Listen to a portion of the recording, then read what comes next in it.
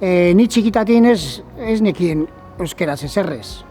Eta nire amatxo goizuetarra zan, baina ez nekien ezerrez. Eta gero 26 urtekin, izan nintzen barnetegi batean, Lizartzan, hilabete bat, edo hilabete pare bat, eta hortik aurrera pues, nire kabuz pues, egon naiz hor euskara erabiltzen, hitz egiten jendearekin, ez zai gustatzen aeka edo abere hori jutea, 2 ordu egunero, nire naia hor sartuta dago, baina klasea baino nahiago dut euskaratze erabili kalean eta kalean ikasi.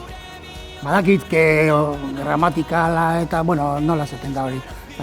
Ez dut ondo ikasiko, baina, bueno, pizkanaga, pues, oraindik asko daukat euskara ikasteko eta Euskaraldiaren kanpaina hau aprobetxatuz nire erronka herrian euskara gehiago erabiltzea izango da.